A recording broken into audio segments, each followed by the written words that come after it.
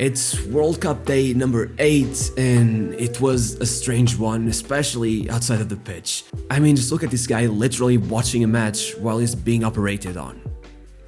And if that wasn't strange enough, then even more strange, Messi was caught wiping the floor with a Mexican national team shirt, and boxing world champion Canelo Alvarez did not like it at all. Literally threatening Messi, saying, "You better hope I do not catch him." That is one World Cup plot twist I was not expecting. Then Andre Onana was removed from Cameroon's squad, as apparently he constantly refused the coach's request for him to play a more traditional goalkeeper role. It was probably the 26 touches outside of the box against Switzerland that did it, wasn't it?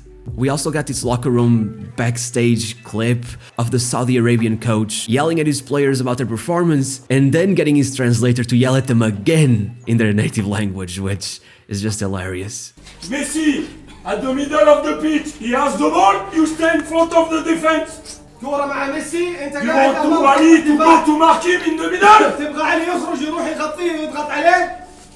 You are in front of the defense. You have nobody. He's going to follow. روح اتبع وقفل عليه. And just one more thing before we move on to the matches. I just had a look at this stats sheet and it's unbelievable. For some reason, there have been twice as many goals scored in the second half of the matches than there have been in the first half. So the whole claim that the first halves have been boring and all kinda holds some weight, I'm not gonna lie. The first match of all was Japan versus Costa Rica. These Japanese fans seemed a little bit confused.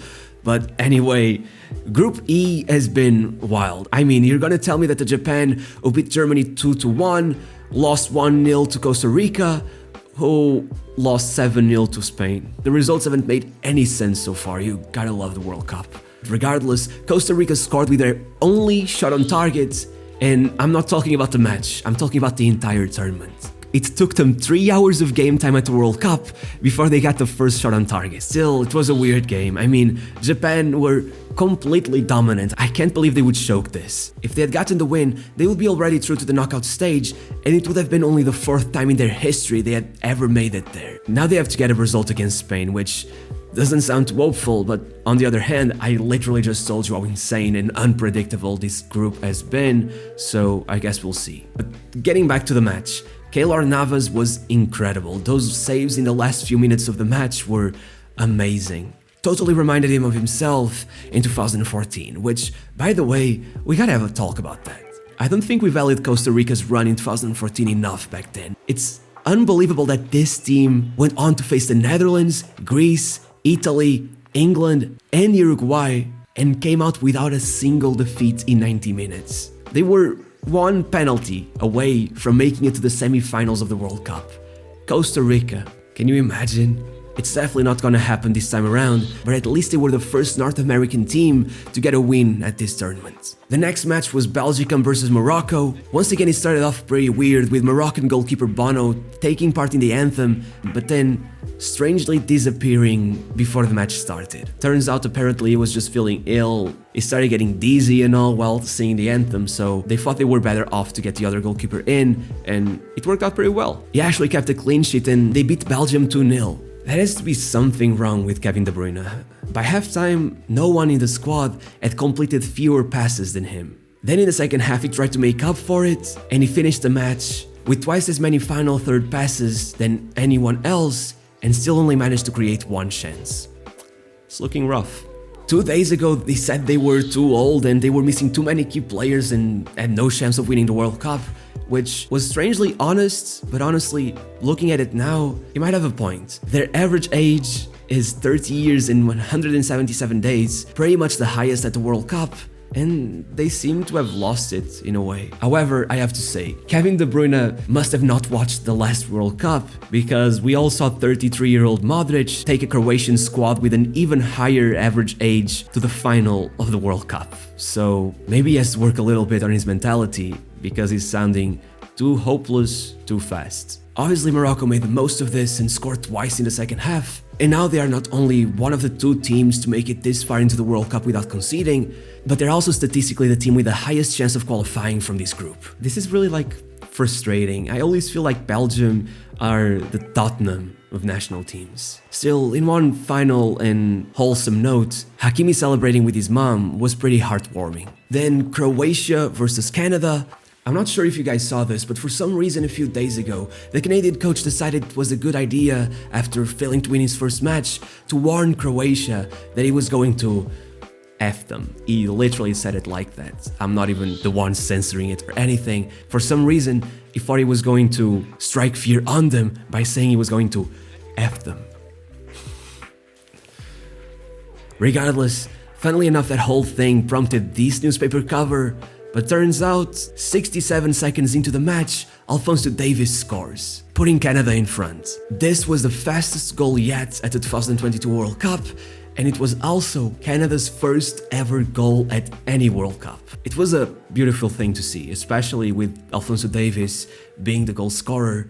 I'm not sure if everyone is already aware of Alphonso's story, but he arrived at Canada as a refugee, literally escaping the Liberian Civil War, and now at 22, he's been Canadian Player of the Year 4 times, he was the youngest to ever play for the national team, and now he scored their first ever World Cup goal. He's already a legend.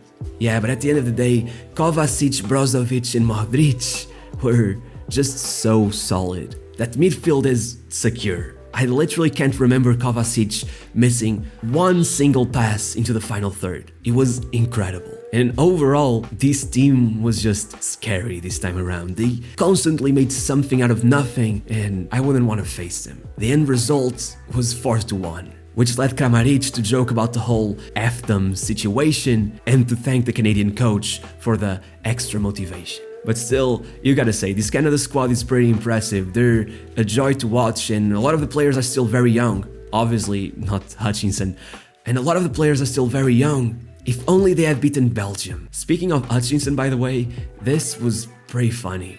Then, final game of the day, Spain versus Germany. This was like the first true blockbuster fixture, you know what I mean? Two previous World Cup winners finally facing each other, and well, you might as well call this match Barcelona versus Bayern, because Spain have 8 Barcelona players in their squad, and Bayern... No way. And Germany have 7 Bayern players in theirs. Regardless, overall, with the match over, I have to say, this was a big, giant red alert for Spain, in my opinion. They once again dominated possession, they completed twice as many passes as Germany, and still the Germans were far more dangerous overall, in my opinion. Like, if it wasn't for Unai Simon, I don't know, it was pretty impressive, at least between the posts, because his distribution is laughable at most. Like, it was an horrendous display in those terms. Just look at this clip I saw on Twitter.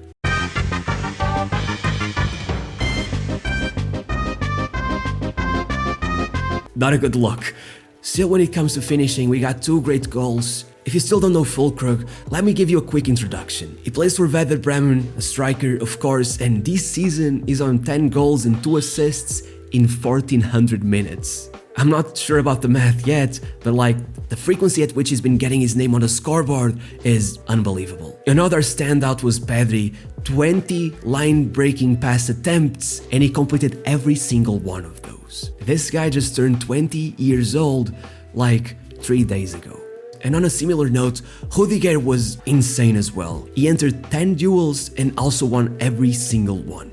He's a titan. After that first match, I can see why this draw against Spain can be seen as a good thing for Germany, but I have to say, they have only won one single match at a World Cup ever since they were world champions in 2014. I would be really worried if I was German right now. Another thing that was also pretty worrying today was Gavi's performance. I'm normally on his side, even among like all the hate that he gets on social media, having won the Golden Boy and all, you know, you probably know the story, but still, he played 65 minutes for Spain today and completed 9 passes. He was completely nullified by Germany. Maybe people have a point about him. Maybe matches against Costa Rica are his level. One final thing that I've been noticing in this World Cup, and especially yesterday with Spain's squad, I don't know if you've noticed, but Luis Enrique is doing like this special experiment where pretty much he just took Marco Asensio, put him in this like false 9 role, and it has worked pretty well. I mean, he was involved in most of the dangerous transitions that Spain were able to produce in the first half. But the thing is, then Morata came on and scored immediately. And that has been this trend clearly at the World Cup and just overall football over the last few months, maybe 1 year, where natural, pure strikers are coming back into fashion. I mean, look at Morata, look at Richarlison, even Mitrovic with Serbia. Honestly, I'm here for it. I love a good old striker, good old natural goal-scoring instinct, and there's no one better at that than a traditional striker, so let's go. And yeah, that's it for today. I hope you enjoyed. Like the video, subscribe, turn on notifications maybe, and I'll see you tomorrow. Bye.